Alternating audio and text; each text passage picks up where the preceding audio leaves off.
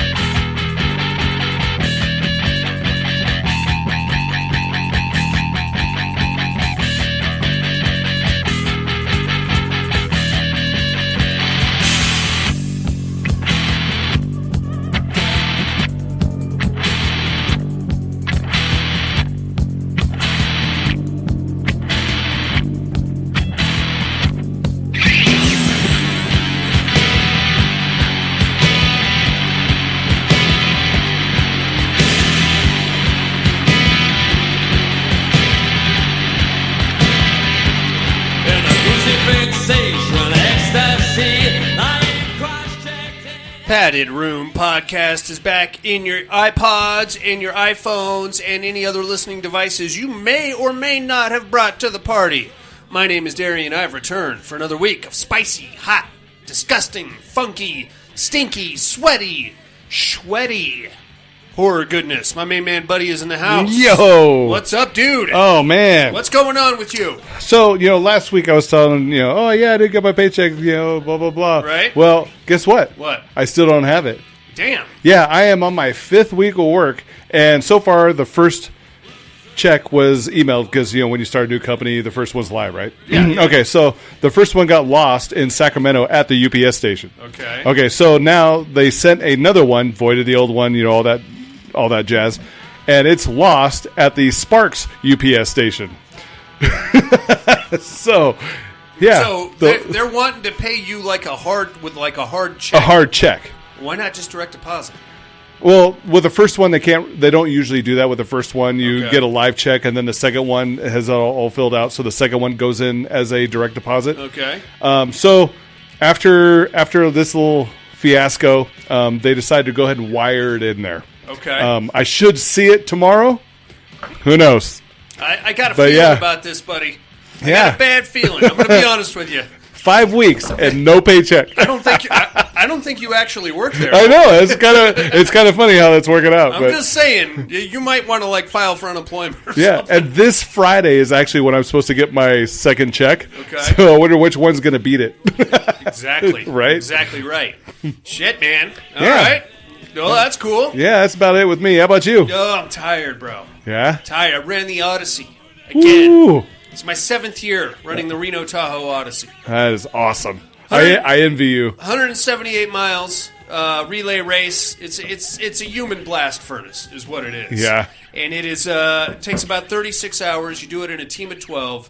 You're on the hook for about 20 miles, no matter how you slice it up. Right. That last one though. That first 2 legs are pretty easy. First one was going from Boca into headed up towards Truckee. Okay. A little bit of up and down, but other than that, it was okay. Yeah. Second one was around Tahoe, about 11 o'clock at night.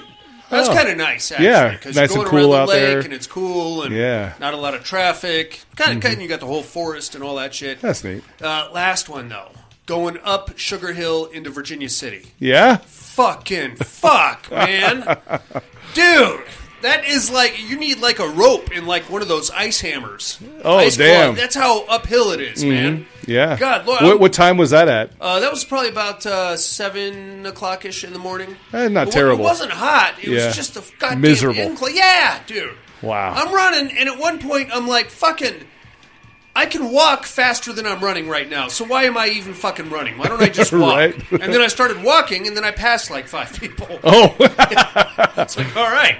I should have been doing this the whole time. That's what I should have been doing. Yeah. It's miserable, dude. I got 5 years left until I get into the Ring of Honor, or whatever they call it. Right. It's Fire. Whatever, yeah, that's what it feels like. It's like a designation for everybody who's ran all 36 legs. And then if I remember right, you said all those metals go into like one giant metal, turn into it if you connect them? That's the Spartan race. Oh, that's the Spartan race. Those okay. ones all clip together. Okay. I've got 2 out of 3. I need my third one on that. Wow. That's a fucking obstacle course. Oh, wow. You got to carry buckets of rocks. Wow. Shit, that's a motherfucker, man. So once you're done with the RTO, you're going to try that again? By the time I'm done with the RTO, I'll be 52 years old. I don't know if I don't think I'm going to do nothing. I think I'll be done with life, man. Done with life, Done with life. It's miserable. It's okay. For all my complaining, I actually have a pretty good time. That's good. Because I got a good team, and we all, as miserable as it is, we all have fun, and we've all seen each other's assholes.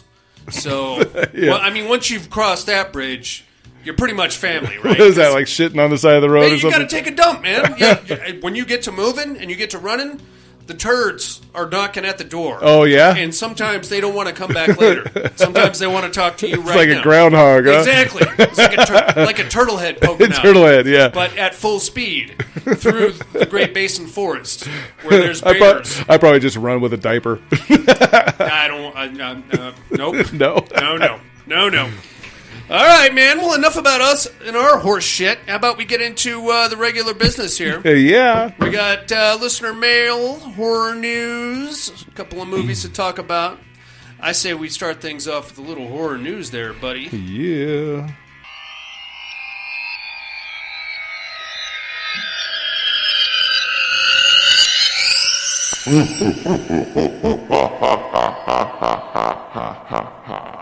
Horror news.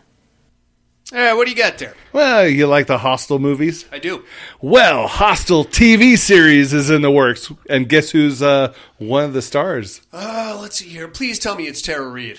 No, I'm sorry to let you down. I'm ready for more Tara Reid. I bet you are. No, okay, whatever. With both arms or with one? Whatever. Yeah, whatever. Yeah, Paul Giamatti is set to star in this. Oh, okay. Yeah, and he's been getting more and more involved in the horror genre, and I absolutely love it because I think he's a great actor. I think so too. So he's looking for a key star or key role in this film. Okay. And Eli Roth is returning. Very cool. To this. So looking forward to this. It should be pretty good.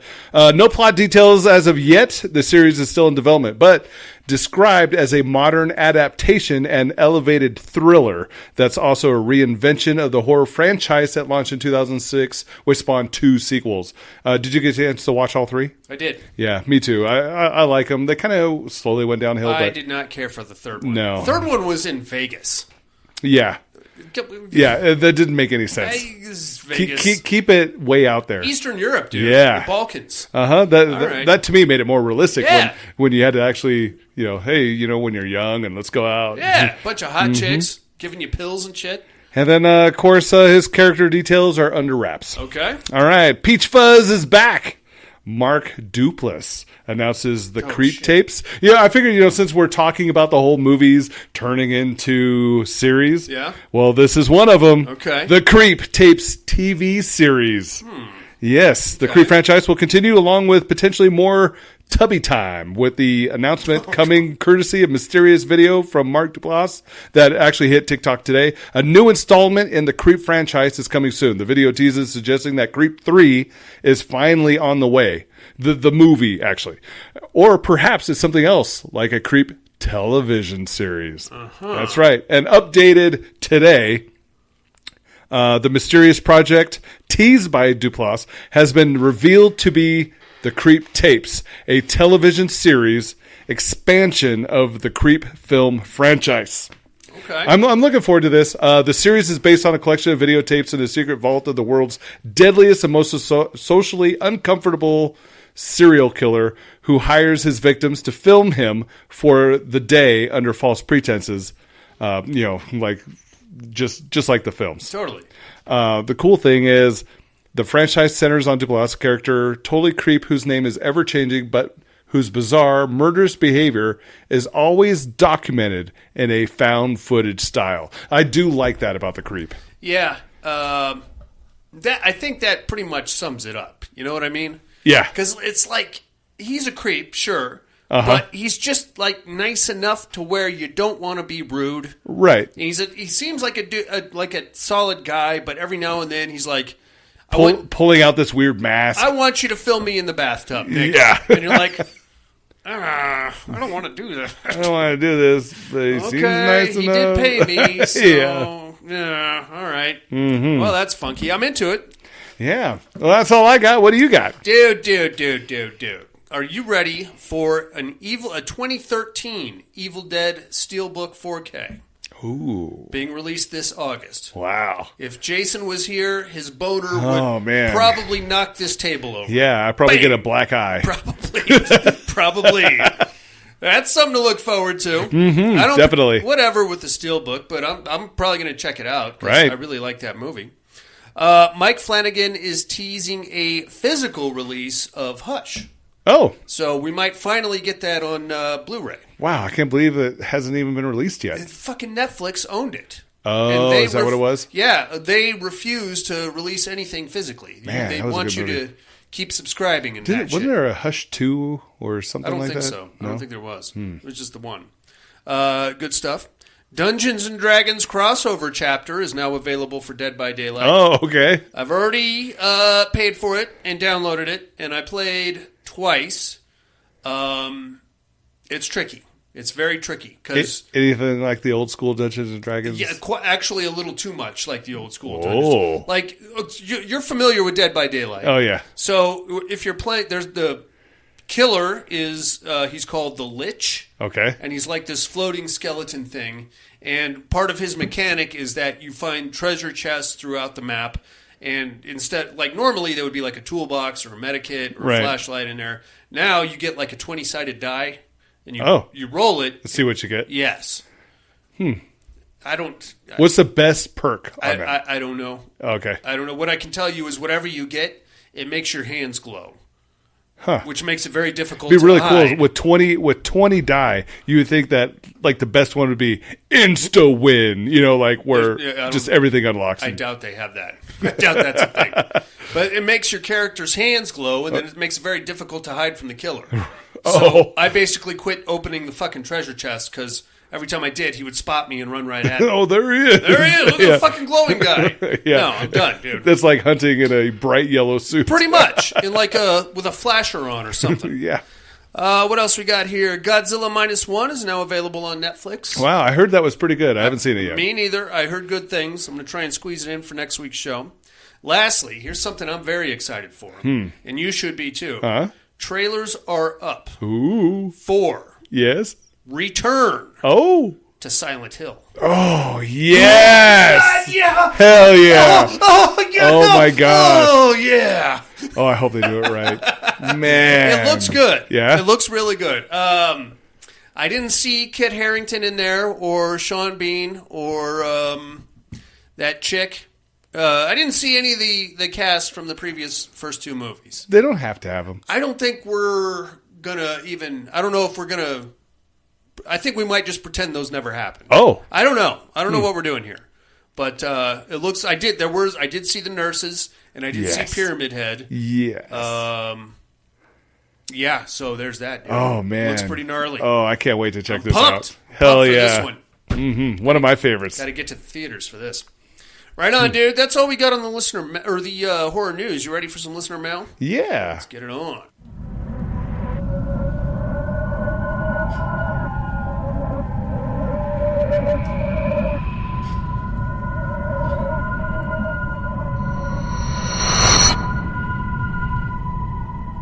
Listener mail. Yes, sir. We got emails, voicemails, all kinds of fun shit happening here. How about we kick things off with an email there, buddy? All the way from Sydney, Australia. Here comes Team. Ooh, hey, Tim. Team. Dummies of Horror, eh? Yeah. Let's see here. Subject line, coffee tables and really? Tara Reid? Yeah, man. Sometimes we gotta reach. We gotta reach for these. We gotta dig deep to come up with these meat hooks, man. That's right. Ain't easy, Tim. Hello, both you sex-crazed Tara Reid fans. That's me. Yeah. That is me. Okay, seriously. Tara Reid horror films is the best you could think of. Fine. Number 3, Sharknado. Number 2, Charlie's Farm. Number 1, Urban Legend. Much like Darian, I've only seen 3 Tara Reid horror films, and buddy, I agree, Charlie's Farm is a lot of fun. Yes. And it's Australian, so you know it must be decent if I like it. If I like an Australian film. Tim does not like Australian films. I get it. Right. I get that. Yeah. I I can imagine that. You're living there. Oh, great. Another Australian. How are they going to make us out this time? I'm going to make a bold statement right now. Oh. The Babadook? Meh. Oh, yeah. I wasn't a fan. It's fine. Yeah. Is it the best thing ever? No. I like the other one, but what was the other one? Where they had like 3 hours before the Earth blew up. What was that called? These Final Hours. These Final Hours. That was a good one. All right.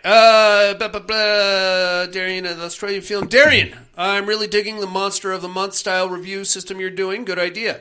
Before I go, I'll come in with what I've been watching. Ghostbusters Frozen Empire. Yes. All right. Saw that one. That's pretty good. Turn your brain off and have fun with it. Yes. I thought it was decent. Yeah, I agree. There's a lot of stuff that is a little wacky in there and doesn't make sense. But don't be a Ghostbusters nerd. You know what I'm saying? In a way, you kind of have to. Well, not really. Because, I mean, you're going to tell me Janine Melnitz is certified to run a nuclear capacitor on her back? No. But in the end, she's suiting up and getting ready to rock. Whatever. The First Omen, I didn't expect much going in after The Exorcist Believer, but it was actually pretty good. Not perfect, but I enjoyed it. I got to see this. Me too. Abigail, this was fun. Plain and simple, nothing incredible, but it's enjoyable. Cool. The Coffee Table. Okay, this movie. This film made me feel so incredibly uncomfortable that I wanted to turn it off, but I couldn't because it's amazing. Wow. If you're having the best day ever and for some reason you want to feel sad, then watch this. Be warned, it's a pretty rough watch, especially for people like us, parents. Oh, shit, Tim. But this movie did exactly what it set out to do, and I don't think I've ever sat through a film that's made me feel more uncomfortable and depressed than The Coffee Table. It sounds like I'm giving it a negative review, but for how this film made me feel, it's a 10 out of 10. Wow. Go check it out now. That's it for me. Y'all have a good time, you hear? I've never even heard of that movie. Me neither. The Coffee Table. The Coffee Table. It sounds like a very boring movie. Yeah. It's about a coffee table. Right. It sits in the living room right next to the couch. All do right. I put my feet on it or do I not? Put a coaster down, set my drink, or whatever. You didn't put a coaster down. Shit, I'm sorry. All right, well, we'll have to check that. Tim, I got a movie to talk about. Wait, when we get to what are you looking at? I got another uncomfortable, kind of weird movie to talk about. I think you may have heard of it. That's all we got on the emails. Let's get ready for some voicemails here, dude. Yeah. Let's kick things off in Anderson, Indiana, of all places. All right. Here comes Coop Newcomb. Hey, what's up? Okay, Darian. Yes, sir. I'm mad at you. Okay. For Rightfully this so. week's Meat Hook. Uh-huh. My God, Tara Reid horror movie. I told you, man. Really. I told you. I like how he blamed The you. only one I've seen is Sharknado. That's really all you need. I don't even think I sat through the whole thing of that. Yeah. I don't blame you. God, you suck. I need to remind you whose idea that was. Movies I could think of that were worthwhile back when she was a lot more hot. She's still so valuable. I think the first one, maybe, I can't remember if it came out before that. So here we go. Okay. Number 3, I'm going to put Sharknado. Okay. Right. Terrible. It is. Number 2, I'm going with American Pie. Okay. Which that one had some good redeeming qualities. TNA. Like, that one, I can't remember the actress's name, but Shannon played the Elizabeth. foreign girl was super hot. Yeah. Shannon Elizabeth. That's who it is. Still hot. And then number 1, I actually really thought this was a funny movie. Was Van Wilder. Oh, yeah. Oh, okay. Saw that one with Ryan Reynolds that she ended up being his girlfriend and that. Yes. Anyway, that's all I got, and I kind of want to punch you in the dick. See ya. I get blamed for everything around here. It was Buddy's fucking idea, Cooper, not mine. Punch him in the dick. God damn it. Right on. All right. Thanks for calling in, Coop. Yeah. All the way from Alabama. Here comes Alan. Hey, Alan. Alan Room, what's up? What's Hope up, Alan? Everybody's doing good. Mm-hmm. Meat Hook. I got nothing. That's stupid Meat Hook. Okay, I agree. Like comedies and stuff, but Yeah. I don't think I've seen any horror with her in it, really. Yeah. I didn't like Urban Legend. It wasn't my favorite. It's fine. Yeah, anyway, I don't know who Mr. Darian is. Okay. Went to Comic-Con this weekend. I Ooh. met Ooh. Jane. Oh, nice. Then my kid, she wanted to meet Andy Burchak from Black Veil Brides, and he was in American Satan. Both of them. Okay. That's all I got. I'll Right talk on. to you later. Very cool.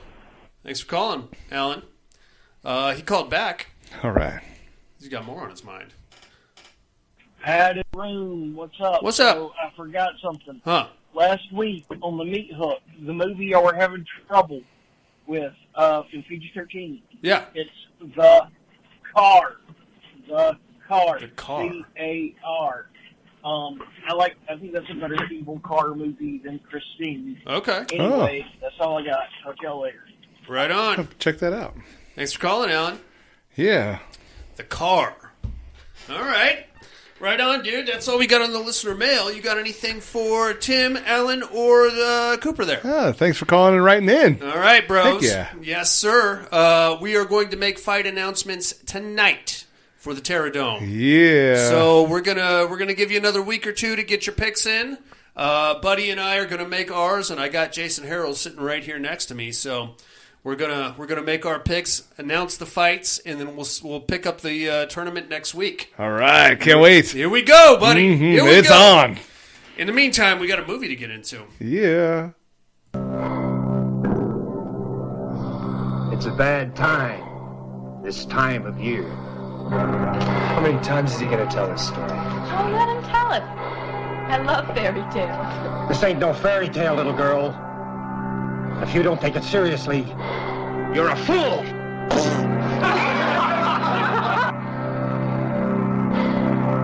The first Valentine's dance in 20 years has to be something special. Look, Landers, you gotta get a lot of exercise if you're gonna grapple with Gretchen. Oh, yeah? Well, I got a Valentine for her that she's never gonna forget. Right to the heart, huh?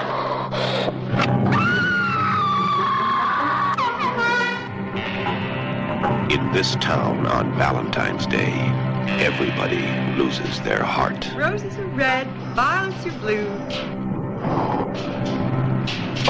One is dead, and so are you. It can't be happening again. No! It can't be happening again. What's going on over in Valentine Bluffs? It looks like Harry Warden's back in town. It happened once. It happened twice. Cancel the dance or it'll happen thrice.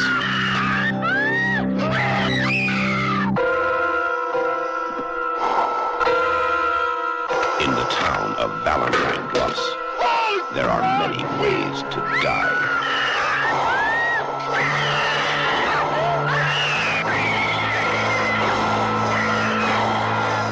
Take your pick. My Bloody Valentine. My Bloody Valentine, buddy, from 1981. Yeah. 6.2 stars on IMDb. Directed by George Mihalko. Written by Stephen A. Miller. Starring Paul Kellman, Laurie Holner, and Neil Affleck. This is 1981 town we're in. Yes. And we're in... So I almost feel like I missed something culturally by kind of skipping over the blue-collar town / blue-collar experience. You know what I'm saying? Yeah. And it's not to say that... but I mean, this is like a peek, a snapshot into a whole other lifestyle right here. It really is. These guys work hard for probably 10 or 11 hours a day, go home, eat dinner, go to bed, get up, rinse and repeat until Friday rolls around, and then we, instead of going home, we go straight to the bar, Yeah. and then we get shit-faced, probably all weekend, and then we get up on Monday and do the whole thing all over again. Yeah. It's not to say that that's a bad way of going. I'm sure these guys are happy as shit. They look happy. They do. At least for the purposes of this film, until either A, their bodies start to give out on them, or B, that mind closes, in which case they're completely fucked. Yeah. So there's that for you. But within that narrow, probably, 30 to 40 year range, they're living pretty good, you know, and as long as they're able to work and they enjoy work and they like the dudes they're working with, and, they're... I'm sure money's good, too. Well, it has to be, yeah. That's like a high-risk profession, coal mining. Yeah, they seem to be having a good time. So I wonder if there's, like, on the happiness index, who do you think is happier?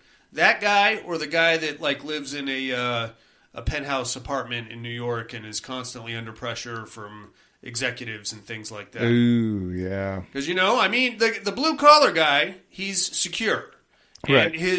the scope of his experience is very small, but he's very content within that scope. On the other hand, the penthouse guy is constantly under pressure and under dealing with this boss and that boss, and we have this project going and that project going. I don't know. Yeah. I'm just putting it out there. I don't mean to get all philosophical on when you. you just start blaring Huey Lewis and just start killing people with an axe. That's right. Get a weird raincoat situation on and go to town on Patrick Bateman. Yeah. Or whatever his name was. Right on, dude. Well, this is we're going to stay in the small town for the purpose of this film. We're actually going to start off in the Haddiger Mine, which is a coal mine. We are in a small mining town off the Nova Scotian coast in Canada.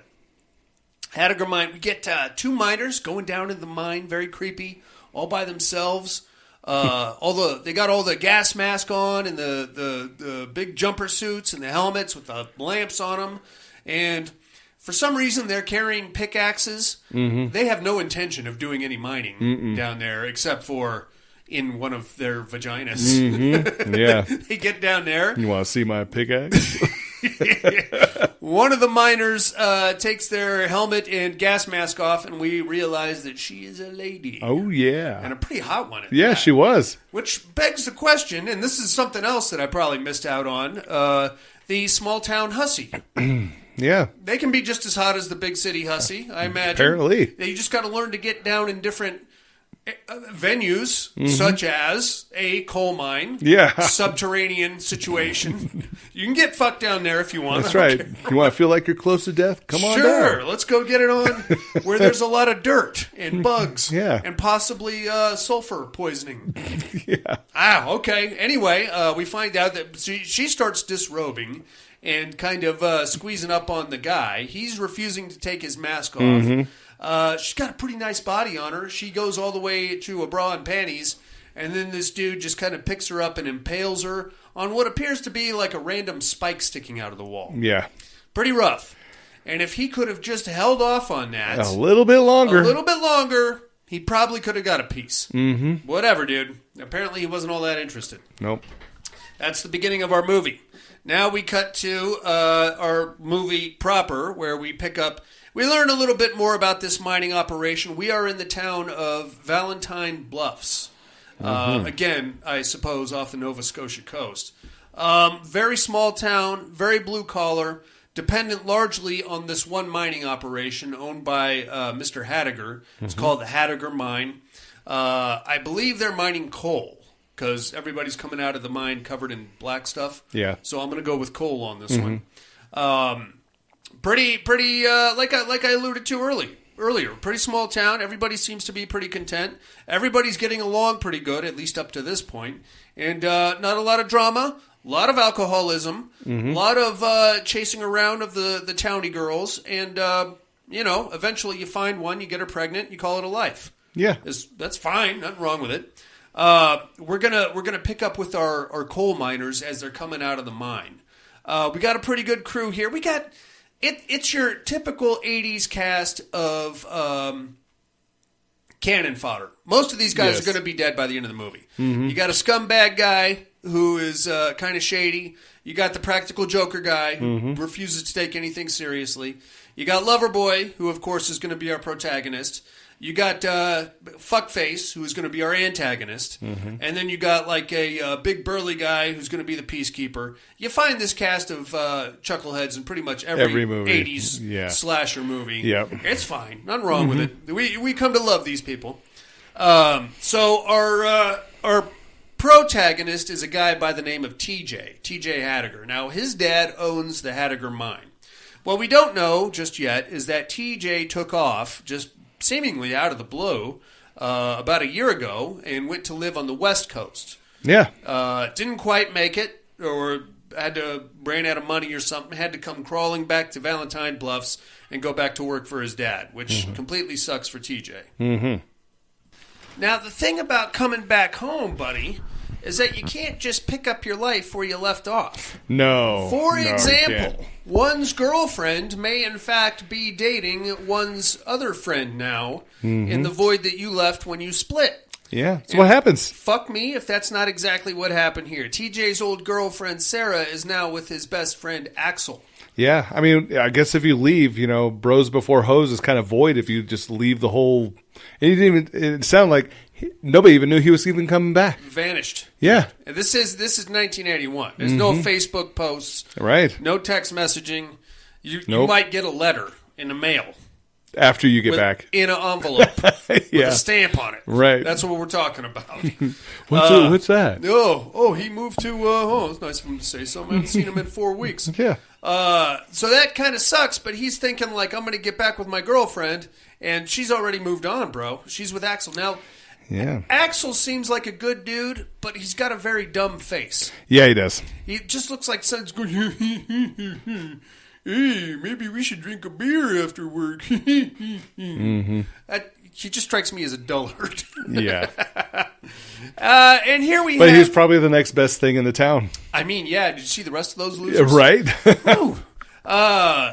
So that's kind of where we're at, and that's our Valentine Bluffs love triangle.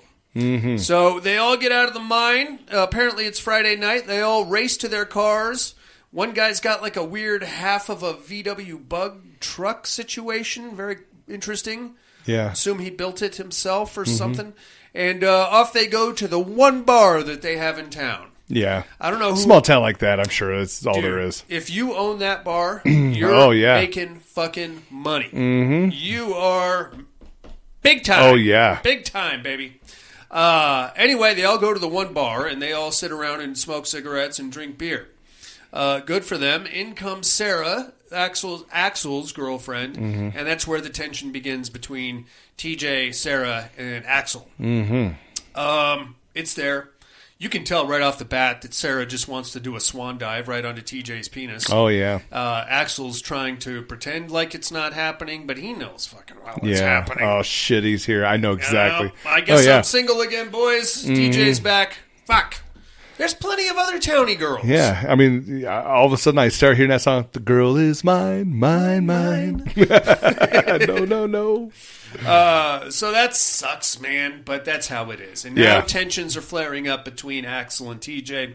We've got their big fat friend Hollis there to keep the peace. He's got a very exciting mustache. Yeah. And they're playing the knife game on the table, a la Bishop and Aliens. Yeah, that was hilarious. They're not very good at it. No. Axel damn near lose a finger. Good for him. And this is where the shit starts to go down. So what we're going to learn through some exposition and dialogue here is that this small town is having a Valentine's Day dance. Now, being called Valentine Bluffs, I would assume that they would have a big party on Valentine's Day. It's only natural. Right. But this is the first Valentine's Day dance that they've had in 20 years. Yeah. There's a reason for that, and we'll get to that in a second. In comes Mr. Hattiger. He owns the mine. He's TJ's dad. And apparently he's also like the mayor or something, because he seems to just be making the rules around here. Yeah, on the fly. Yeah, and I mean, I get it. He's basically keeping everybody in that town alive. Yeah. So there's that. If a town is so small like that, you probably can. Yeah. You can get away with something like that. But I mean, if some mayor in Reno just started going, "Hey, I'm going to start doing this. I'm going to start doing this," be like, "Oh yeah, fuck you." No. You can tell that that's the dynamic because the police chief is just following Mr. Haddiger around. Yeah. And he's basically doing whatever Haddiger tells him to do. Mm-hmm. So that's pretty cool. Everything's going pretty smoothly. We have like I don't know if it was like a church or like a banquet area or something like that, but they're setting things up for the big dance. Mm-hmm. And somebody left a Valentine's Day box for Mr. Haddiger. No. So he comes out and he's like, "Oh, somebody's got a secret admirer over here. Yeah. Oh, look at me. Hopefully it's one of those high school cuties. Hey now, I could still bang a townie girl." Him and the police chief get in the car and drive off, and that's when he opens it and discovers a human heart. Oh, shit. Oh, fuck. Yeah. Now, was it covered in chocolate? No. They don't do that normally. Now, there's a cute little limerick that goes with the human heart. It says something to the effect of, don't have the fucking dance because I told you not to. I'm going to kill... You think you're going to have a dance, I'm going to keep killing people unless you call the dance off. Yeah. I'm paraphrasing, obviously. Mm-hmm. But that's what it says. Now, we're going to learn a little bit about what's going on here via some dialogue between Haddiger and the police chief. Mm-hmm. Apparently, there is a lunatic out there by the name of Harry Warden. Yeah. And he's been known to kill people on, in, or around Valentine's Day. Mm-hmm. And that's why the town shut the whole shit down 20 years ago, because he came back and started jacking people on Valentine's Day, issued a warning that if they had a celebration again on Valentine's Day, then he would come back and continue the killing spree. Ooh, scary good stuff. So they're like, fuck, don't say anything to anybody about this. We'll get to the bottom of this. Excellent. Now, while that was going on, we have more with the love triangle stuff. Mm-hmm. Sarah is like side-eyeing TJ and giving him the fuck me eyes. And she was kind of cute. She is. And I got the steelbook. Oh, yeah? I got the steelbook right here, buddy. Watch out. Hey, easy now. This thing's made out of pure steel. Don't drop that on your bare foot. Oh, my gosh. Look how heavy this is. There is a reunion convention that was filmed as part of the bonus features for that thing. The chick that plays Sarah, still reasonably bangable. Yeah. I would say. There's been some upkeep surgically, and she looks all right, I think. Yeah. Anyway, we get a lot of love triangle stuff going on here. Tempers are flaring between TJ and Axel. Whole thing kind of culminates in a half-assed fist fight, sort of, but more of like a tussle, and then Hollis grabs him, and then they end up drinking in a junkyard and making weird carburetor TV dinners. Yeah. That's something you don't see in a big city. No, definitely not. Hey, you want to get hammered? All right, I'll meet you at the junkyard. Yeah. Bring some Hungry Man. This is some real junk food right here. Hey, put it on. You stop it right now. Let's put it on the carburetor. It'll heat up. Hey, that's great. I guess that's what you do. I mean, there's only one bar in town. Yeah. And if it closes, where else are you going to go? The junkyard. And bring some Hungry Mans. That's what they do, and then TJ and Axel kind of square off for a second. Oh, I guess we got a problem. Yeah, we do. Well, she wants to be with me. No, she doesn't. She's with me now. Well, hey, how about this? How about we just let her decide who she wants to be with? Right. You know? What do you want me to do? Pay you $500 and then you break up with her and then she has to come with me? Right. That's stupid. Right. It's a dumb thing to do. Mm-hmm. Whatever. It's weird, but that's the crux of this movie is these two assholes trying to figure out who she wants to be with, even though it's pretty obvious. Then they get into like a weird half-assed shoving match. Hollis breaks it up, and he's like, "You guys used to be best friends. Quit fucking around." Hollis probably kicked both their asses. Next day at the mine, now things are really starting to heat up because I guess Axel is technically TJ's supervisor. So he's trying to pile all the shit work onto TJ. Yeah. TJ's like, no, fuck you. I'm not doing that. You can't make me do it. And okay, we're not going to have any fighting. And this is a really weird part where TJ, after work lets out, he's like, I'm going to fight you in the parking lot. But instead, he runs out of the mine, jumps in his car, hauls ass into town, basically abducts Sarah from her pharmacy job. Yeah. Forces her into the car with him. I want to go in the car. While you're going in the car, and then drives her out to like a weird beach where they have a long romantic talk. A little park and ride. That's what it is. They hang out there, and then he's like, hey, I'm sorry, okay? And she's like, you shouldn't have left me. You never told me. I thought you were dead. And he's like, well, I'm not, and I'm back, so how about we just, pick up where we left and off. she's like, no, you fucking asshole. And he's like, Sarah, I love you. Sarah, no, I love you, Sarah. And they end up making out. Mm-hmm. Okay, so I guess we can pretty much count that as a win. While that's going on, we're going to cut to the laundromat. Yeah. Where old lady by the name of Mabel is tidying the place up. And goddamn if somebody didn't leave her a fucking heart Valentine box, hopefully filled with chocolate. Mm-hmm. She's like, oh, it's the sheriff. He's always been into me. Pops it open. It's another bloody heart. Oh. Shit. Yep.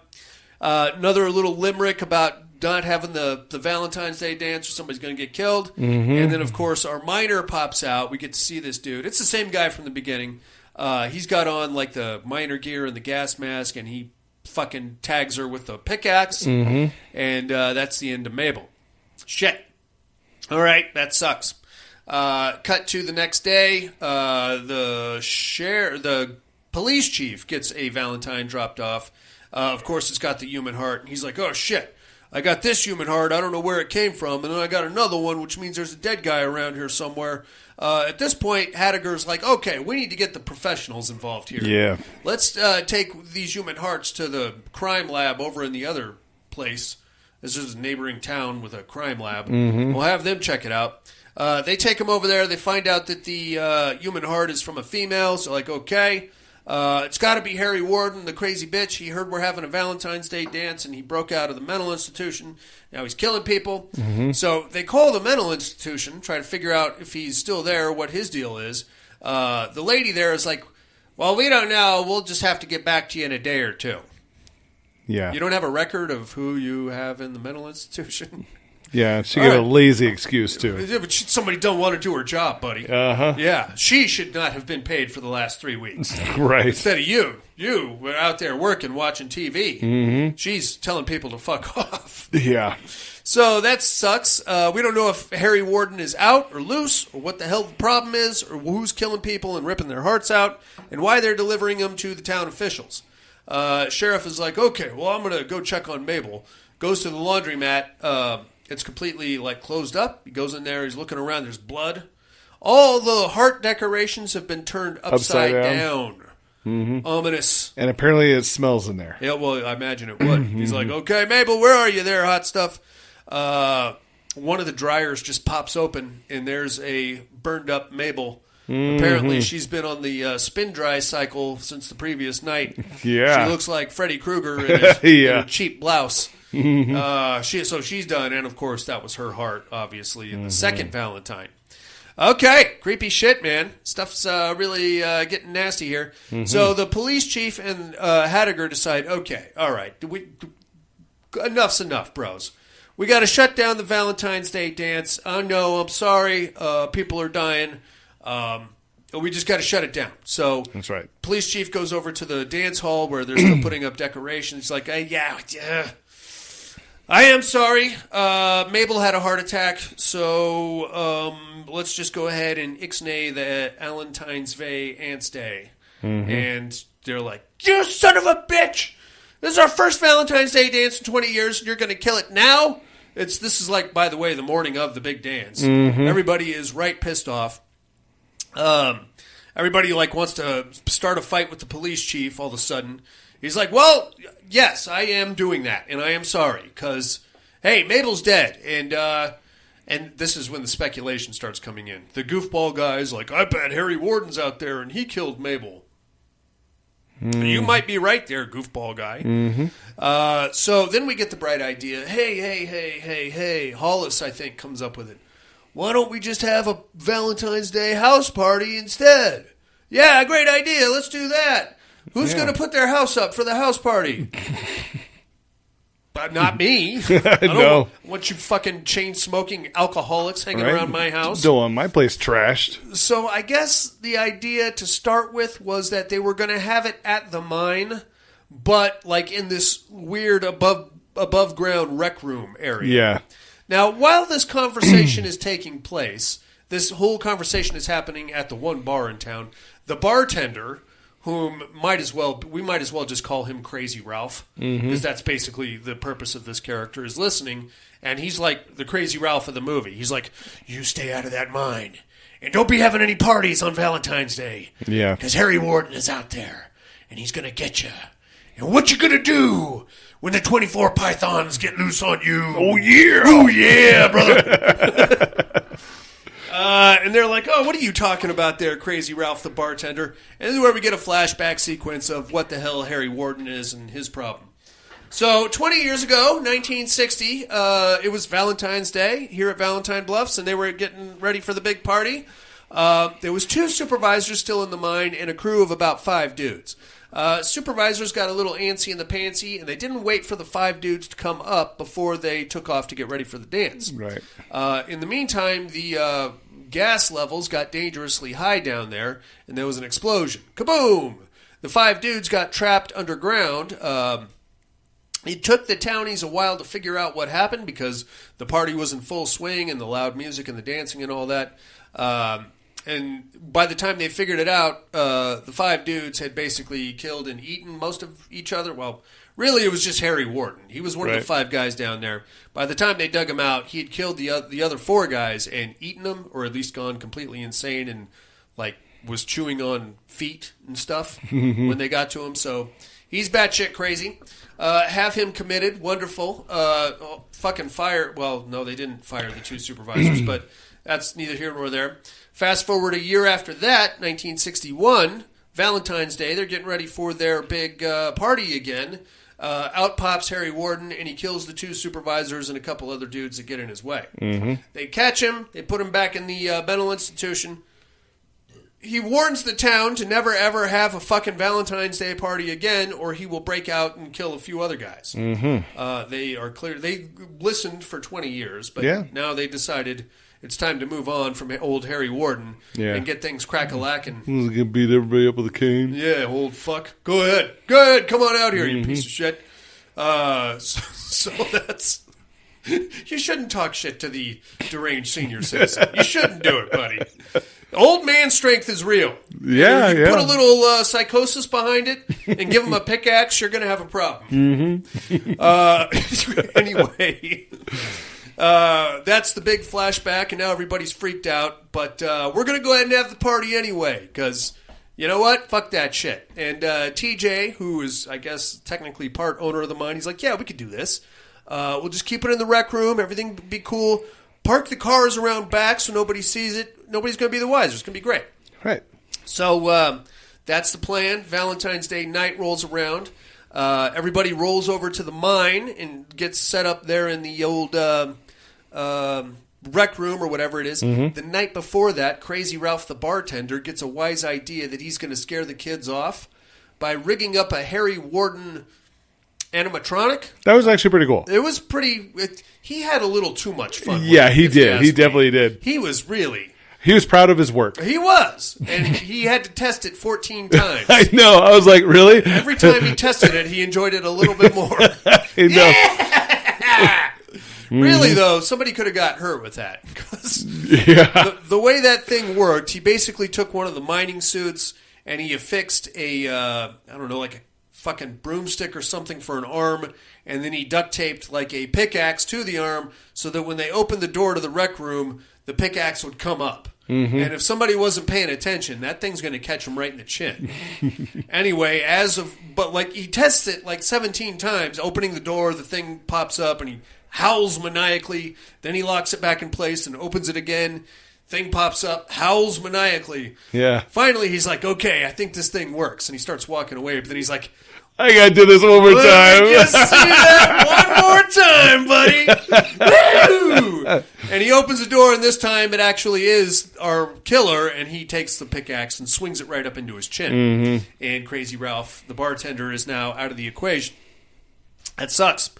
But the body is gone, and by the time the kids get there to set up their party, to be honest, I don't know where any of the bodies went. We never found out, did we?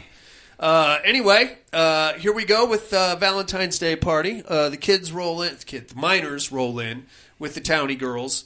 As far as party places, it's not that bad. I mean, they had a foosball table. a couple of pinball machines. They had like a little kitchen area off to the side. You could do worse. Yeah. For a small town, it was pretty good. Yeah. They roll in there, and everything's going pretty swimmingly. Scumbag guy is like, "Hey, I'm gonna get on that Susie Rottencrotch over there." Some random chick walks by with like a 6-pack of beer. She goes into the kitchen area, and he follows her. He's like, "Yeah, I'm gonna go in there and get me some." He goes in there, and he sees a pot of hot dogs boiling on the stove. And our miner guy grabs him from the back of the head and drowns him in disgusting hot dog water. That was so gross. Possibly be the worst way to die. Yeah.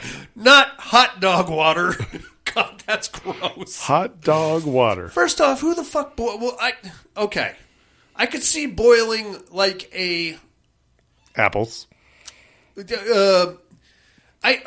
So I've had boiled hot dogs once, and they come out very slimy and like gray, a little bit, yeah. Yeah. But they're like mushy on the inside, which is really gross. It is. I'm not like a hot dog connoisseur or anything, but you got to grill those fuckers, dude. That's the only way, or at least put microwave or something. There's something. Boil them. It's gross. Yeah. Dude. Not to mention, I don't know what boiling actually does to them. Well, it's kind of like cooking them, I guess, but it just they come out like a limp cock, buddy. That's the problem I have. When I bite into a hot dog, I want that snap. You know what I'm saying? I want like the snap explosion in my mouth. That's what she said. That's exactly right, buddy. I don't want like a oh, sorry. Like an old man. Sorry about the hot dog. It's cold outside. Yuck. Ew. Anyway, and so scumbag guy gets killed by being drowned in disgusting hot dog water. That's the perfect name for a screamo band. Oh man, hot dog water. Hot dog water. He gets his body stuck in the freezer, and nobody notices it because nobody particularly liked that guy. From there, we get up to the mine. One of the couples decides they want to go have some sex in the weird miner changing gear staging area. Now this place is creepy as shit because apparently what they do, they take their coveralls and their helmets and they put them on some kind of hook pulley system and they raise it up to the ceiling, and that's where all their fucking clothes and gear, it's all just dangling from the ceiling. Yeah. So you walk into this place, and it looks like there's just a bunch of people hanging out on the roof to start with. And then when you're ready to get dressed, you pull the little thing, and your outfit comes down, and then you're good to go, I guess. So they're in there making out. She's like, "Oh, how does this work?" And he's like, "Oh, you just pull this, and then your clothes come down, and you get your coveralls on." Okay, cool. Oh, by the way, I need another beer. Be right back, babe. He goes in there to get a beer, and of course, this is when our miner Harry Warden strikes and gets her. Oh, yeah. Apparently, they also have a shower area because he kills her with the pickaxe, but then impales her, like the back of her head, onto the shower head and turns the shower on so that you have like a blood geyser coming out of her mouth. Yeah. It was pretty cool. It was pretty cool, yeah. Here comes Horny Jack on his way back with a 6-pack of beer, thinking he's about to get his knob polished, and he finds his dead girlfriend. He actually escapes this part. He goes running back to the party. Oh my God, she's dead. She's on the thing. Unfortunately, that happened a little too late because all the other couples in the party have decided it would be a good idea to go down into the mine to have sex with each other. Now, good news and bad news. The good news is this horny little expedition does not include either TJ or Axel because just prior to that, they had the big showdown, buddy. Oh, yeah. Who's going to... Come on. It was a bunch of a showdown. No, not really. It was like, hey, Sarah's with me now. And TJ's like, well, yeah, why don't you tell him what we talked about earlier, Sarah? She's coming with me now. And Axel's like, what? And TJ's like, yeah. And then finally Sarah stands up and she's like, fuck you fucking guys both. Because I'm not either one of your fucking properties, and I will decide who I want to be with, and right now you're both kind of cramping me, so just fuck off the both of you. And then, of course, Axel throws a little temper tantrum, angrily opens a beer. Did you see that? It was a very passive-aggressive with the beer. Yep. and then goes storming out and slams the door behind him, and then finds a quiet corner to sit down and cry. Can't let him see you cry, Axel. That's right. You can't let him see you cry. You go out there and you punch something. That's what you got to do. You got to find a tree, or if you can find TJ's car, you punch that. That's right. You fight those feelings down. If you can get your hands on some hard alcohol, that helps a little bit, but not too much. Or if you beat off in a bush. Sometimes that'll take the edge off for a little bit. While that's going on... Does it? So I've been told, buddy. That's what I heard. Oh, okay. Got to be a man in these situations. I don't cry. I go beat off. No, but I fucked the shit out of that bush. That's right. And I'm probably going to fuck that one later. I made that bush cry. That's dirty.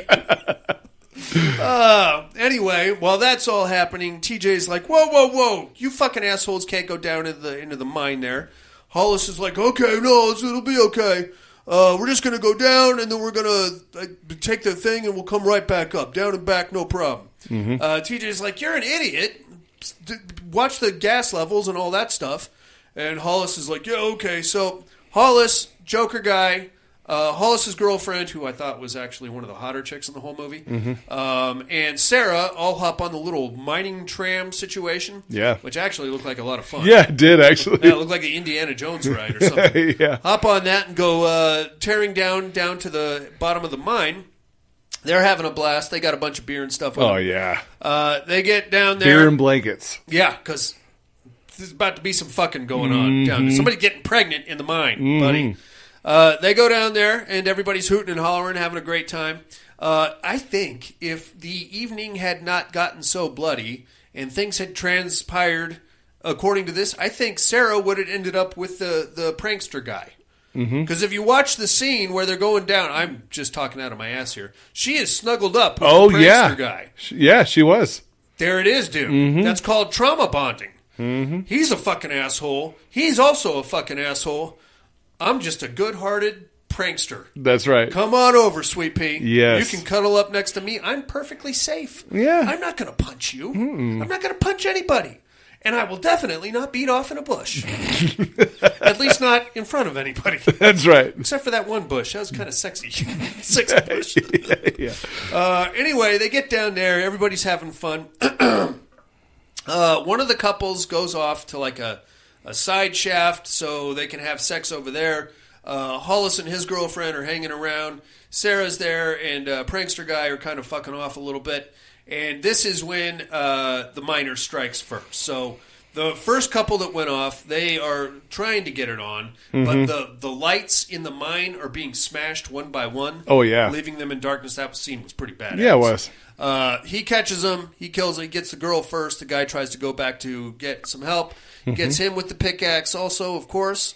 And then that's about the time that I think it was prankster guy finds their body. So he comes around, okay, we got to get out of here. There's dead. Fucking those two over there are dead now. We got to get out of here. They hop back on the mining cart. Apparently there's some kind of a pulley system that like brings it back up. They hit the switch for that, and it doesn't go anywhere. It's been disabled. So they're like, fuck. Okay, we got to have to run for it. So they take off running, and the first person they come to is Axel. He's like, hey, I saw you guys come down here. What happened? I thought I saw some dead bodies back there. Like, yeah, we got to get out of here. So he tells them to wait right where they are. He's going to go get help and try to get the fucking cart thing going again. He takes off. While he's gone, TJ shows back up. Yeah. He's like, hey, where's Hollis? What's going on? Okay, we got to get that thing running again. Axel was just here. He's going to go get it working. Okay, I'm going to go find him. You guys stay here. They take off. What you're left with is prankster guy, Sarah, Hollis, and his girlfriend sitting like in this central hub. Prankster guy is like, oh, I'm too scared. I'm just going to run for it. I think I know the way out. Sarah and the girl is like, no, hey, get your fucking ass back here, jack off. At this point, Hollis is like, okay, there's a shaft right over here with a backup control thing or whatever. Maybe I can get that going. You guys wait here. Hollis goes over there, and I think he got killed with a nail gun. Yes. That's what I thought. Yeah. I couldn't tell what the contraption was. Yeah, it was an L gun. Okay, he takes a couple of 10 pennies to the forehead. Doesn't kill him outright. He like staggers around drunkenly, but eventually he makes it back to where everybody else is, and then he keels over dead. And now we have a real problem because this is clearly not a prank, buddy. There's some real dead folks going on here. Unfortunately, prankster guy loses his shit and just kind of takes off, leaving Sarah and Hollis's girlfriend there. TJ comes back first, and he's like, okay, I couldn't get it going, but I know my way out of the mines. You guys come with me. They take off going, like, walking, and then out of nowhere, Axel, like, pops out around a corner and smacks TJ in the gut with a big log thing. Yeah. Whoa! And Axel's like, oh, shit, I'm sorry. I thought you were the killer. He's like, no, I'm not the fucking killer. I'm trying to get out of here. So now we're down to Axel, TJ, Sarah, and Hollis's girlfriend. And they're trying to get out. In the meantime, we get to see prankster guy get killed. He, I think, took the pickaxe right through the top of the head, which was nasty because you could see it like in his mouth. Yeah. Ah, he's done. They get going. They have to go across some kind of a bridge with like a channel of water running underneath it. It's narrow, and they think the killer is right behind them. So Axel's like, you guys go first. Get over there safely. So TJ, Sarah, and the girl go across, and then they just hear Axel go, "Hoo-ah!" and then a splash. So they're like, okay, shit, what happened? I don't know. I think Axel's dead. They go back for him, and all they see is his helmet, like, floating in the water. Yeah. Like, oh, with shit. the light sticking out. Yeah. Okay, fuck. So they go taking off again. They get on, I guess they found a working mine tram situation. They get on that. They hit the go button or whatever, and it takes off. But the killer pops out, and he hops on the last cart. So we get like this cool Indiana Jones thing where they're all fighting the killer. Unfortunately, this is when the other girl gets killed. She gets thrown off the cart and like impaled on... They got a lot of like loose spikes just sticking out of the walls.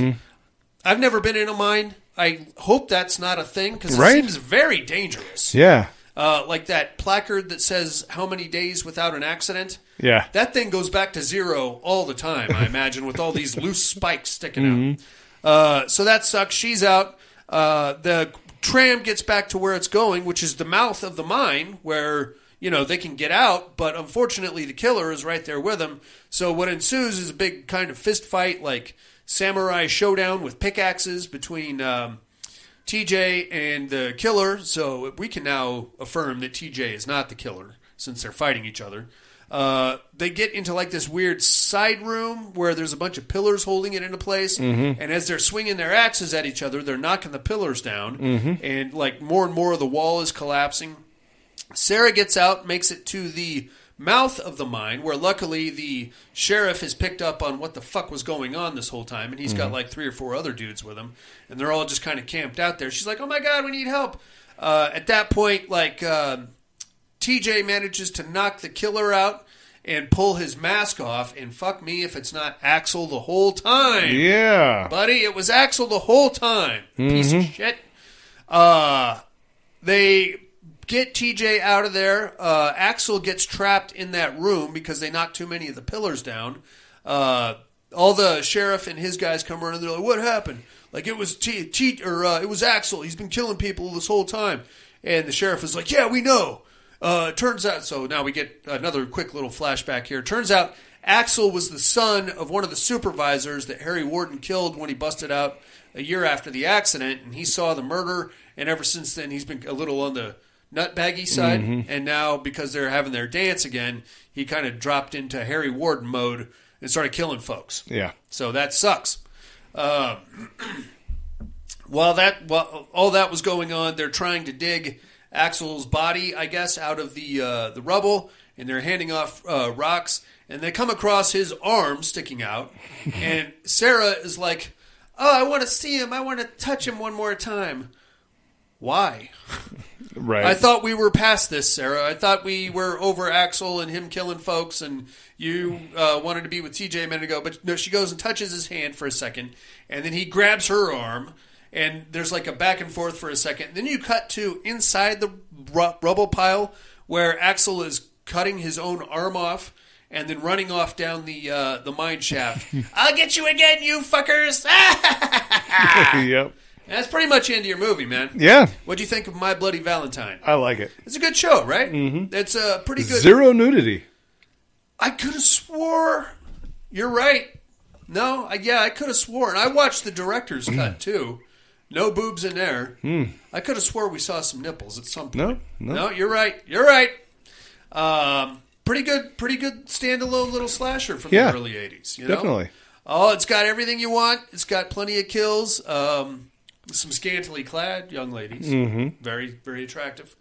Little love triangle there in the middle. Get a little bit caught up in that for a second. You do see dudes' butts. A lot of dudes' butts. A lot of naked guys showering with each other. Yeah. If you got to do it, you got to do it. Yeah. I don't know. I'll take a shower when I get home. And it's not because I'm insecure and I don't want to see anybody's wiener. But I've always felt weird talking to a dude while I'm in the shower. Yeah, right. You know what I'm saying? Hey, what are you doing? Right now I'm soaping up my nuts, man. What are you doing? I don't know. Maybe it's just me. That was My Bloody Valentine. As I mentioned, I own the Stream book or the Steel book. I got it from Scream Factory. Where did you watch this, buddy? Prime. Check it out on Prime if you're interested. Great show. I did have to rent it. Oh yeah. Mm-hmm. What, $3.99? Yeah. Oh, that sounds about right. The remake is not bad. It's not as good as the original. No. They twisted the ending. Mm-hmm. Instead of Axel, it was TJ. Right. So there's that. Other than that, it's fine. Check it out if you're interested in Mates. I'm sure you've seen it. Give it another watch if you're in the mood for a early 80s slasher. Let's do it. Let's do a break. Oh, yeah.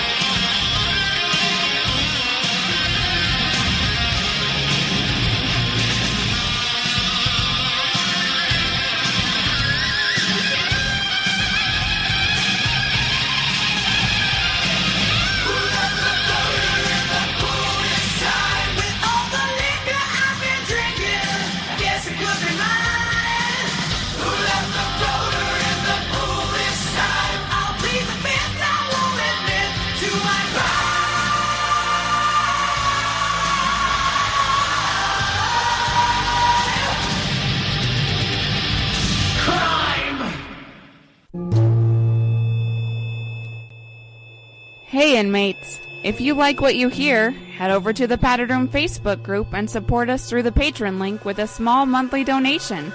Check out the T-Villain link at paddedroom.podbean.com and grab some t-shirts. Thanks for listening and enjoy the rest of the show. And we are back, buddy. Yeah. Oh, buddy. I think it's time for 3 on a Meat Hook. Yeah.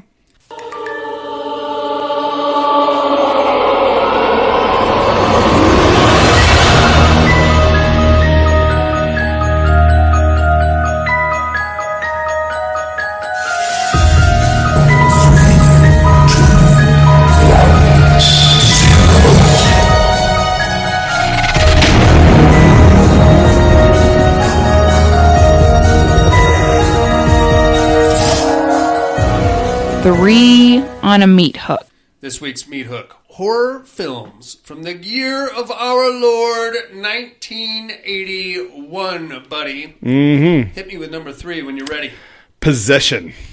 That is such a weird movie, dude. Isn't it? So weird. Yeah. Sam Neill. Uh-huh. That hot chick, she's like a Polish supermodel. I forget her name. Yeah. Leave your husband to go fuck an octopus. Right. Yeah. It's basically what it boils down to. Mm-hmm.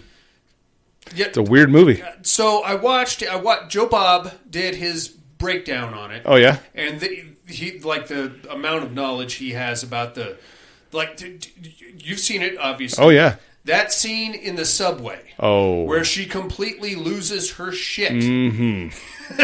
Yes. So apparently the director told her, he like slapped her in the face, pointed in her, like got in her face and said, "I want you to fuck the air." And then action. And that's what happened. Wow. Yeah. Now watch that scene again and tell me if she didn't pull it off. Okay. Because it is bananas. That is such a weird fucking movie. Yeah. All right. Anyway, all right. My number 3, Ghost Story. Okay. Have you seen it? Mm-hmm. One of my favorites. Yeah. Very Gothic. Stars Jonathan Houseman, Fred Astaire, Melvin Douglas, and Greg Wasson. Mm-hmm. And that was the day that I realized I had a bigger penis than Greg Wasson. That's right. I do. I'm better endowed than that guy, if nobody else. Thanks to that 1%. Cillian Murphy also, I suspect. But great Gothic horror story. Yeah, it is. It's a good one. Everything you need. You got the small town with the secrets. You got the dilapidated mansion on the outskirts that nobody goes to, but nobody can really tell you why they avoid that house. Mm-hmm. It all just it's a great campfire story is what I think. Yeah. That's my number 3. How about number 2? The Evil Dead. Okay. Yeah. Yeah, that's my number 1. Oh. Yeah. I can never not watch the original Evil Dead. So there's a lot of like speculation as to how that franchise is supposed to fit together. Right. Because it doesn't make a lot of sense. No. You have Evil Dead, which is great. You have Evil Dead 2, which is basically a retelling of Evil Dead 1. Right. Only as if a couple of the characters never existed to begin with. And then, of course, you have Army of Darkness. Right. And then kind of maybe Evil Dead. Well, you can get into Ash versus Evil Dead, which is basically comedy. And then you have like maybe that 2013 kind of fits in somehow. Right. And now you have Evil Dead Rise, which might kind of come in. And add more. Yeah. Yeah. Now we're going in all kind of other directions. Mm-hmm. So who knows, dude? Mm-hmm. I love it. I got to tell you, man, I saw that. I think I was 7 years old the first time I saw it. That I don't know that I had any business watching that at 7 years old. My dad and my mom both sat. Grew up in an 80s house. Right. You had the 2 Lazy Boy recliners. Chain smoking, both of them. Me sitting on the floor in between them. Popped in Evil Dead, tree rape sequence. Nobody says a word. I'm sitting there with my eyes the size of dinner saucers. Wait for somebody to say something. Is this what's happening? Is what I think is happening? Is she going into up her... Nobody says it. Everybody just watching the movie. That's what it is. Yeah. Jesus fucking Christ, Mom! Scared the piss out of me. All right. Well, that's my number 1 also. My number 2, American Werewolf in London. That is my number 1. You son of a bitch. You son of a bitch. I can't get enough of that movie either, man. the way the comedy works so well with the gruesomeness. Yes. And I don't think we're ever going to get a better werewolf. Oh, transition? No. Even the wolf itself, I thought. Yeah. That thing was more of a gorilla, I thought, than a wolf. Just the way it like lumbered around and it had that big bull head on it. Mm-hmm. Fucking yes. Oh, yeah. You don't want to come... Nazi mutants, I guess, in the middle of nowhere with Uzis shooting up your house. Oh, man. What the fuck? Mm-hmm. Yep. Zombie Griffin Dunn hanging around telling you to kill yourself. Dude. Did you ever see American Werewolf in Paris? Yeah. Not good. Yeah. It's very easy for a werewolf movie to get killed by the werewolf. And by that, I mean, you might have a great script. You might be chugging right along. But if we see the werewolf and it looks like shit, we're done. Yeah, dude. Game over. That's what happened for me in late phases. Mm-hmm. I saw the Blanche Dubois werewolf, and I was like, you put fucking lipstick and hoop earrings on that thing. Mm-hmm. No, I'm done. And it's not to say that it's a bad movie, because it came out, I believe, I'm talking about American Werewolf in Paris. I believe it came out in 99 or 2000. They really wanted the CGI to be good, but it wasn't. It wasn't, It just really brought the whole shit down. Mm-hmm. And that had some comedic moments also. Oh, yeah. All right, anyway, that's our meat hook for the weekend, mates. Top 3 horror films from 1981. Mm-hmm. I think you'll find this one much more challenging than you think. There are a lot of really good horror shows. Yeah, there is. Came out in 1981. Let us know by next week if you have time. Mental health hotline, of course, area code 775-387-0275. Or just go to paddedroompodcast.com, hit the mail link, and let us know that way. In the meantime, buddy, are you ready? I'm ready. To return. Oh, yeah. To the Terradome. Let's do it. No tears, please. It's a waste of good suffering. I'm not gonna hurt you. You didn't let me finish my sentence. I said, I'm not gonna hurt you. I'm just gonna bash your brains in. I'm gonna bash them right the fuck in. I'll kill you all. I'll drive you crazy. I'll kill you all. My worst dream come true. 6-year-old child with this blank, pale, emotionless face, with blackish eyes, the devil's eyes.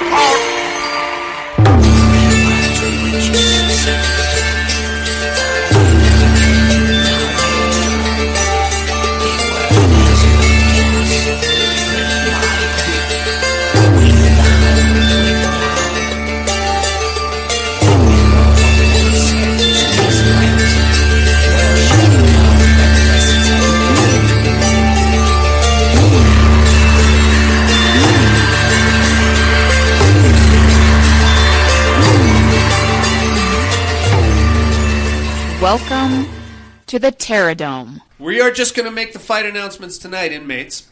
I have chosen 32 competitors, some new ones, some old ones, some things, different places we haven't been before. We've already got a couple of picks in. Mm-hmm. Jason Harrell, of course, has chosen Jason Voorhees, and Australian Tim has picked The Predator. So those two are off the board. Everybody else is wide open until I make these announcements, and then Buddy and I are going to make our picks, and then those two will also be off the board. Mm-hmm. So here we go. Fighting out of the Asylum Conference, round 1, Jason Voorhees versus Pyramid Head. What? Yes. Maniac Cop versus Pinhead. Frankenstein versus Pennywise. Ghostface versus Candyman. Samara from the Ring movies versus Radu from the Subspecies movies. Interesting. Xenomorph versus Ginger from Ginger Snaps. John Kramer versus Annabelle. And Wolfman versus Kayako. Fighting out of the Inferno Conference, we have Michael Myers versus Pumpkinhead. Creature from the Black Lagoon versus Herbert West. Otis Driftwood versus the Creeper. Chucky versus Norman Bates. Leatherface versus the Tall Man. Dracula versus Art the Clown. The Invisible Man versus the Toxic Avenger. And Freddy versus the Predator. Fights will pick up next week, inmates. Get us your picks before it's too late. And while you're contemplating that, drawing up plans and diagrams and consulting charts and graphs, trying to look at who may have an edge over who, we're going to tell you what movies we got to watch this week in another segment called What Are You Looking At? Yeah.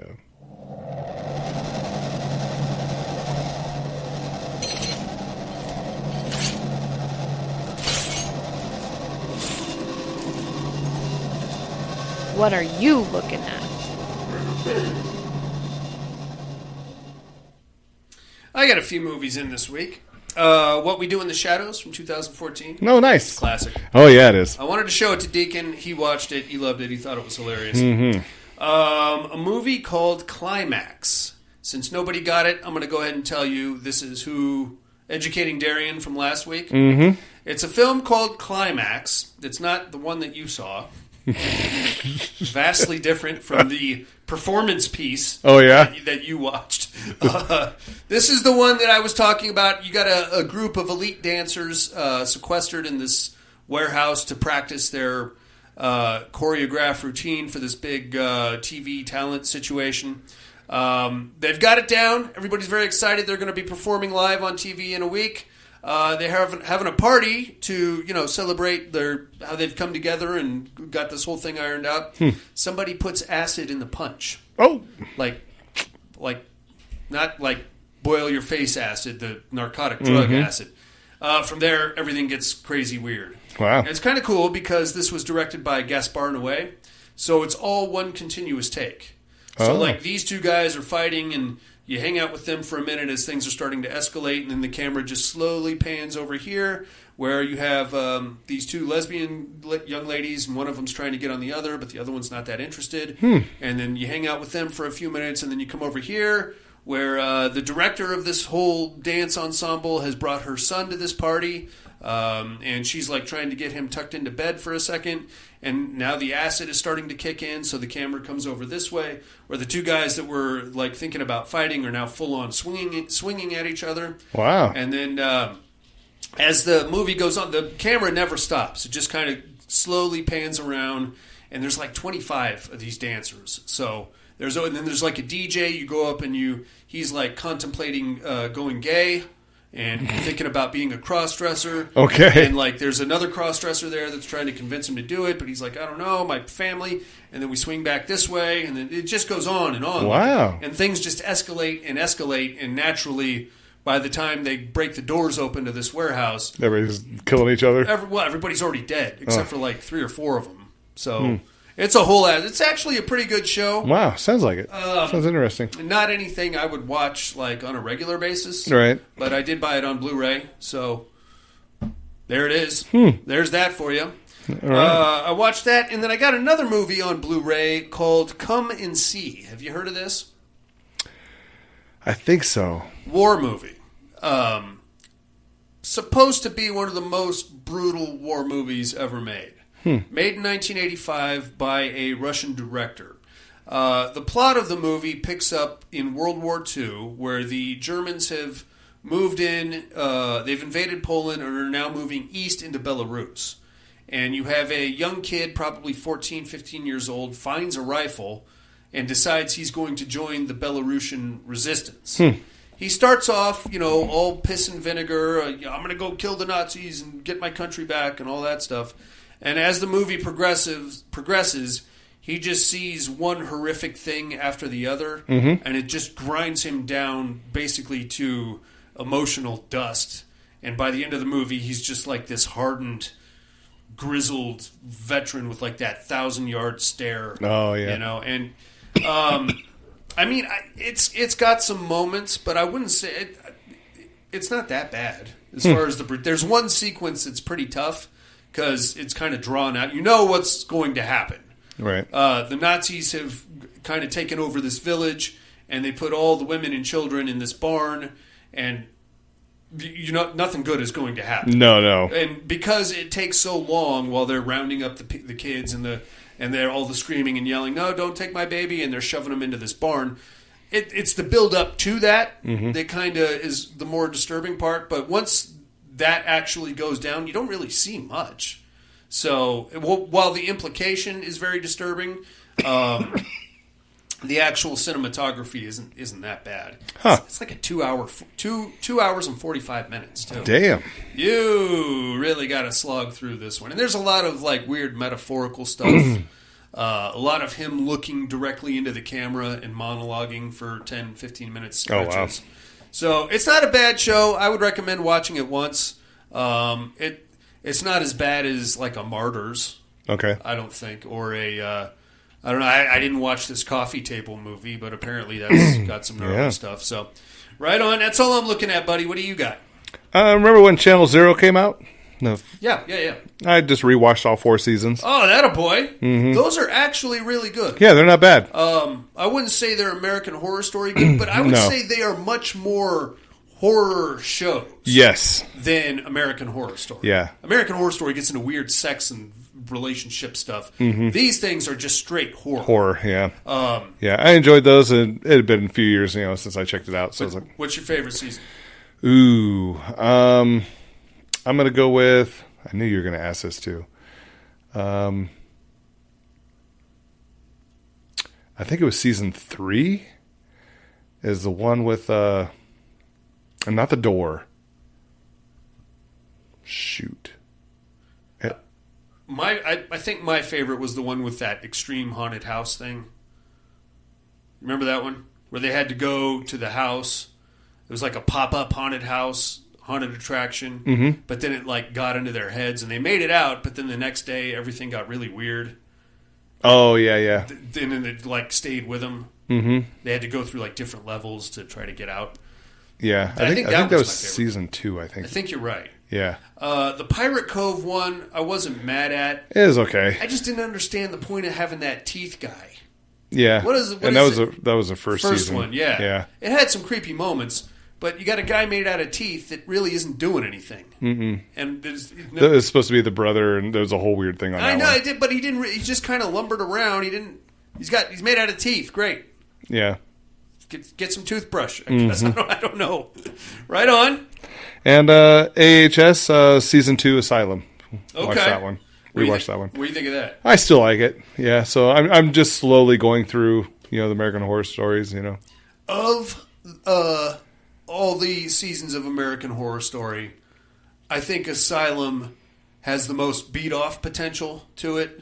Mm-hmm. Like with Chloe Savini's character, the nymphomaniac. Oh yeah. There's some scenes you're like, how the fuck did this make it onto network TV? Right. She is taking some shit in some places. Mm-hmm. Whoa. Oh, yeah. Chloe, what are you doing there? Calm down. Yeah. Right on. That's it. All righty. Well, how about some immersion therapy then? Mm-hmm.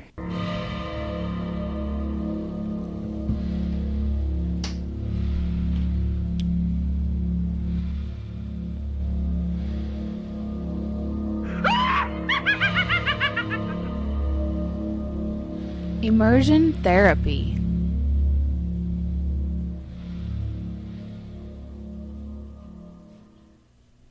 What'd you think of Conference? I love this movie. Yeah, it's pretty fun. Yeah, it's a fun flick. Yeah, it's your standard. It's almost summer campy ish slasher territory, mm-hmm. but it's not to be taken seriously. No, you know what it reminds me of? I think it was Friday the 13th Part 3, where they were basically doing the same thing, but they were having like a paintball war out there, mm-hmm. and Jason Voorhees somehow stumbled into it and killed all of them with they were shooting him with paintball guns, and he's just stabbing them with machetes. Yeah, that kind of felt like that if it had been made into an entire movie. Right. yeah, it's a fun flick for sure. It is. And it's even a foreign film. Yeah, it's what is it, Danish? I think. Yeah, something like that. Norwegian. It's still a good show. Mm-hmm. You knew that there was going to be some shady business practices. Oh, yeah. And that was what was going to be the caveat that started the whole fucking thing. Mm-hmm. So there's that.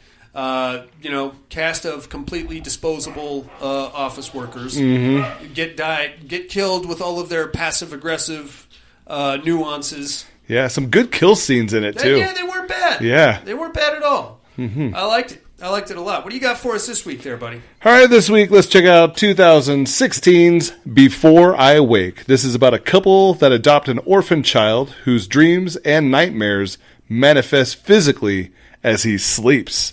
And you'll find this gem on Netflix. Check that shit out, inmates. We'll do the same and compare notes next week. Yeah. But now it is time to educate me.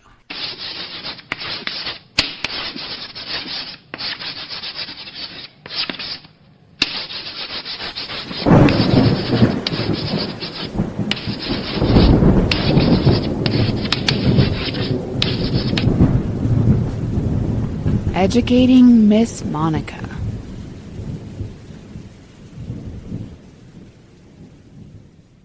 First, my clues from last week. If you haven't figured it out already, inmates, I'll break it down for you again. I am an elite dancer sequestered in a weird warehouse to work on my dance routine and choreograph it with everybody else's. Everything was going pretty smoothly until somebody put some acid in the punch, and then things got really weird. And now most of us are dead. I am, of course, Climax that I just talked about. Yeah. It's not a bad show. It's you could watch it once and probably be okay with it. Okay. That's probably all you need, really. All right. It's got Sophia Boutella in it. Oh. I still think she's fucking sexy. Yeah? Yeah, I don't care if she is a dude. So she's got some broad shoulders, man, to be Yeah. honest with you. Mm-hmm. There's a scene where she takes her coat off and she's got like a spaghetti strap thing. Got some... Oh. It looks like she could probably chop down a tree. Damn. I'm just saying. I'm not calling her a full lumberjack, but I think she could probably man a chainsaw. Right. That's what I'm saying. Wow. Who might I be this week, you ask? Well, buddy, I am a picturesque suburban dad. I have exactly one semi-attractive wife, one teenage daughter, and one son. Everything is picture perfect. I've got the kid in Little League. My daughter is okay, not my favorite out of the family. My wife obeys my every order completely and to the best of her ability. Everything is going swimmingly until I was out hunting one day and found a feral woman in the woods. Now, I could call the cops. I could, see if she needs help, maybe bring her some food. Instead, what I'm going to do is abduct her and chain her up in my wood shed, I think, where I will do some things with her. And hopefully she doesn't get loose, because if she does, there's going to be blood, buddy. Oh, boy. So I got to get to raping, I guess, and keep this young lady captive for as long as I can. All right. Who might I be, you ask? Tune in next week, and I will drop some knowledge on you, inmates. In the meantime, I think that's about going to do it for us. Tom Hardy, we did receive your voicemail, but we're just going to hold it for next week because you are really late, man. So you know what time we record, you fucker. Get out of here. Anything else on the week, buddy? No. All right. 4 feral women kept in woodsheds. Jason in absentia, Monica in absentia, who we haven't heard from in a while. Hot dog water. Hot dog water, man. Boiled hot dogs, for that matter. Disgusting. Ugh. Get a fucking grill, why don't you? Standalone slashers, the Terradome. But get us your picks by next week, also, inmates. Yes. Buddy, who are you picking? Before we close this, who do you want? Pyramid Head, please. Pyramid Head for Buddy. I am gonna. Oh God damn it! Who do I want? I've taken Maniac Cop a couple of years, and he's always done me wrong. I think I'm going. You know what? I'm gonna be bold. I'm gonna step out of my comfort zone here, buddy. Uh-oh. I am taking the Creeper. Oh, Put me wow. down for the Creeper. He's got fucking wings. Oh, yeah. And he can regenerate. All right. And he's also got a battle axe. Mm-hmm. And he can drive. Yeah, that's true. He can run you over. Mm-hmm. So watch out for that shit. And I'm going to pretend that the last 2, possibly 3 Jeepers Creepers movies just never happened. Yeah. So let's just wash that away. Just let it wash over you, buddy. The Creeper and the Padded Room podcast. I'm afraid visiting hours are over. Bye, and have a great week.